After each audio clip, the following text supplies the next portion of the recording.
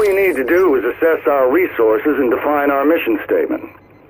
The statement is clear. We must retake control. And with the resources we have left, it's also clear we can't afford any half measures. Every soldier counts. Every soldier is a critical resource. There are no reinforcements being deployed. There is no air support. We work slow and steady. We secure the city sector by sector, and then we hold them for dear life. I need you all to be on your feet, ready to make some quick decisions.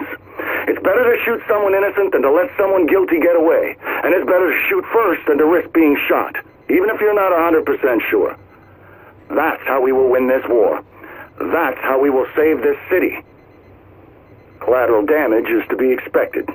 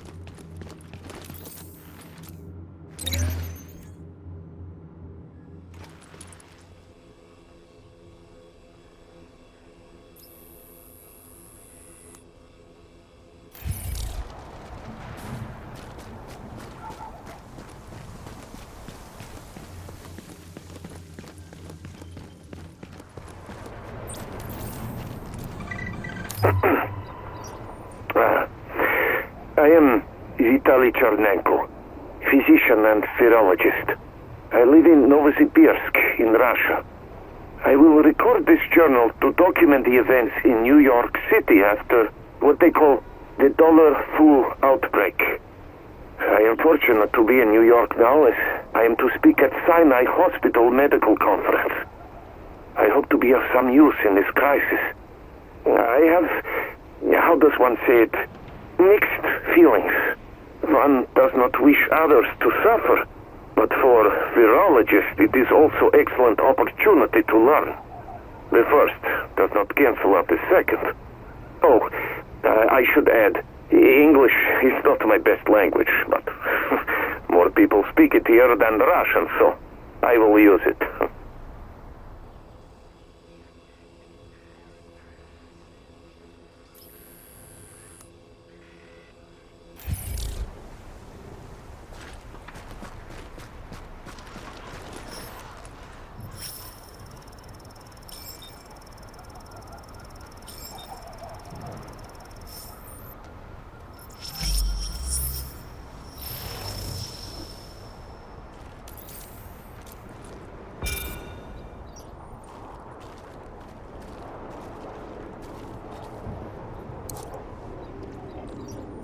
Nice backpack.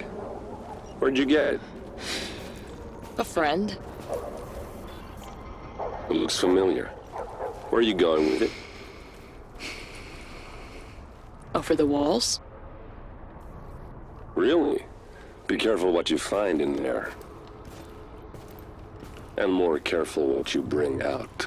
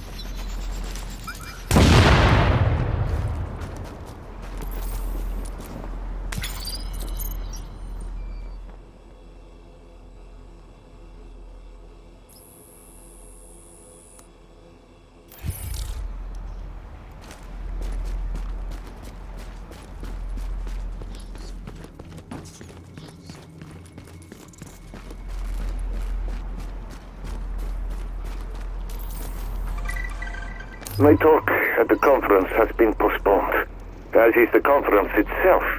This is not a surprise. The Russian consulate has called me in.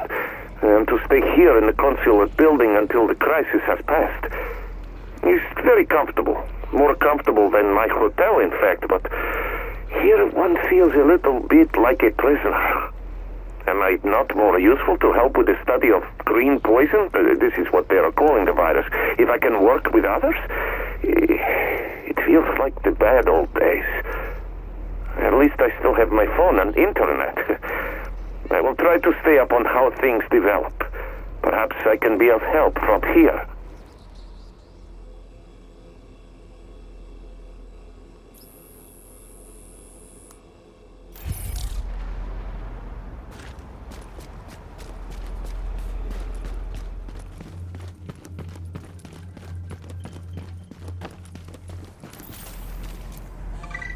This is all very frustrating. I have a colleague in New York, Dr. Amherst Gordon. He was at Vector for a one-year exchange years ago. Productive time. He was very interested in my work, taking a dangerous virus, Ebola, say, and make small changes to the genome to make the virus less deadly but also more fertile. In the end, a harmless version will win out over harmful one. That is the idea. At the time, it was theory. Now, maybe it is possible using computer and modified 3D printer. I want to speak to Dr. Amherst and see what he thinks. I have called him, but he has not yet answered.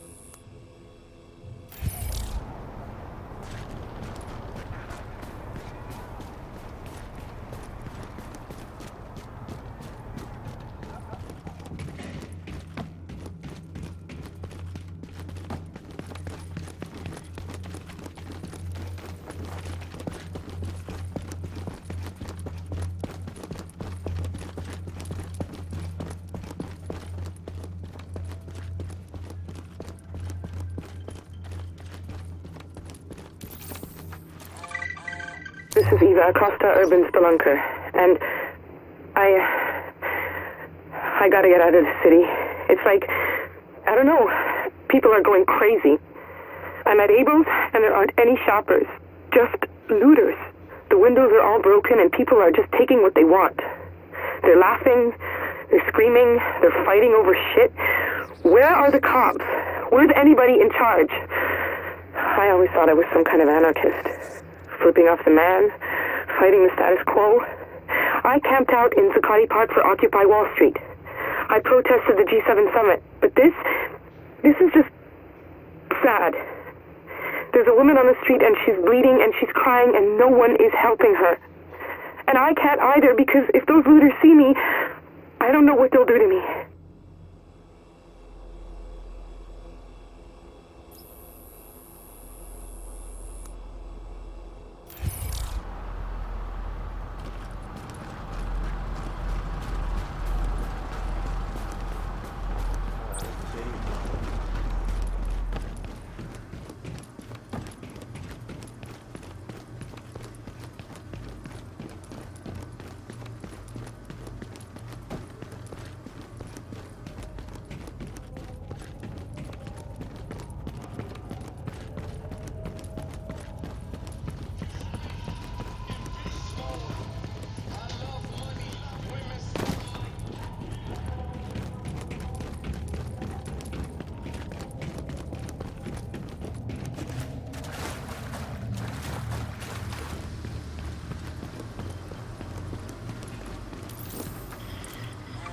Now, this city needs a hero. And I will give them that hero. I have always known that it was my destiny to someday be Manhattan's last defender of truth and of justice, and now is my time. It is time for me to don my mask and my cape and to go forth into the streets and to punish the wicked and to defend the innocent. It took the dollar flu, the so-called green poison to trigger my latent powers. I became indestructible. I had become the living symbol of this city, and I have sworn to protect it.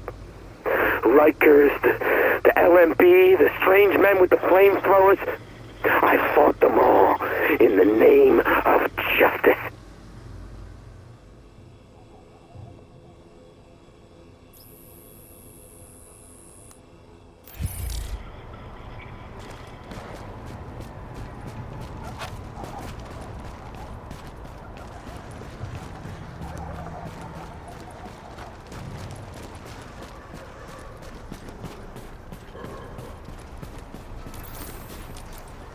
I am troubled by the news.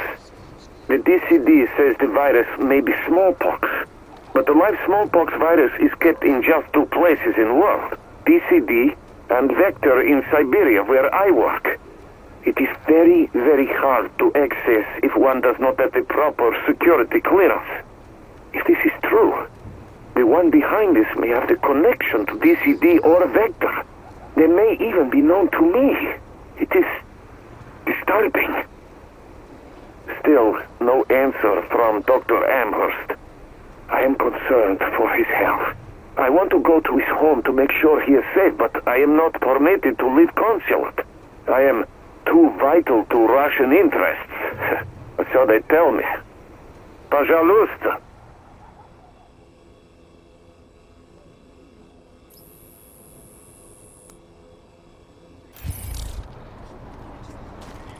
Just need to keep a lookout.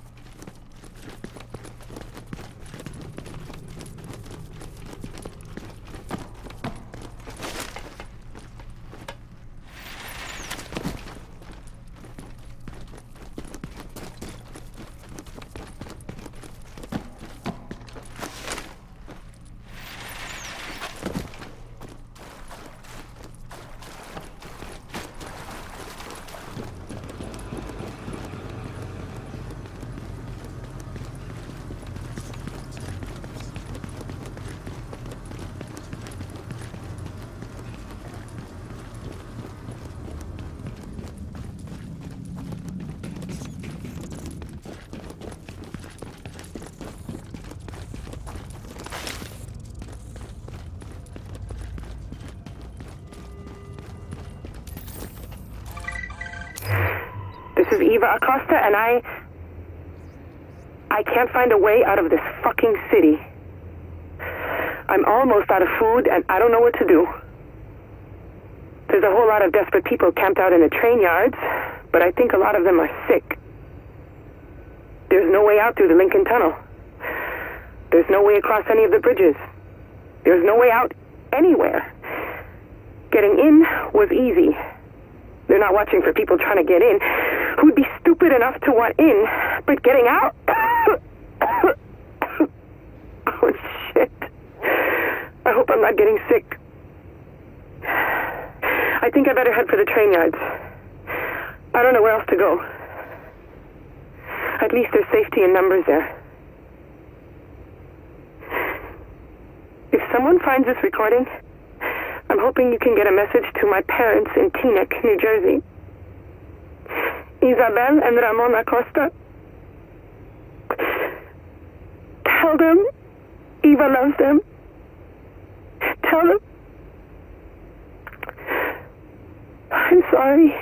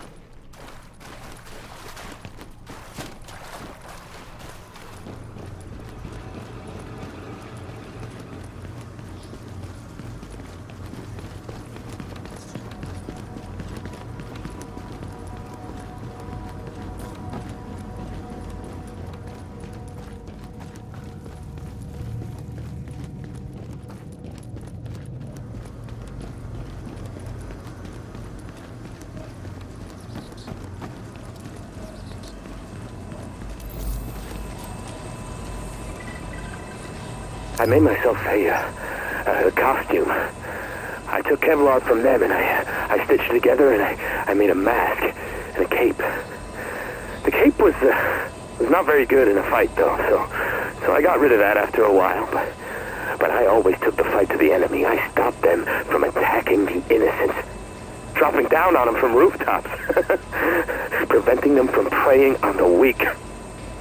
And the Riker who tried to follow me back to my apartment, I am sure that I lost him before he...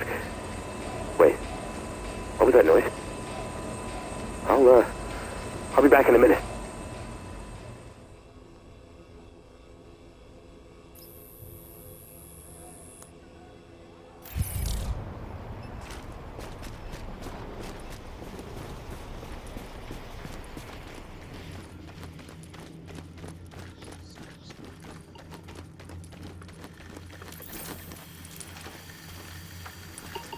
Charles, listen to me.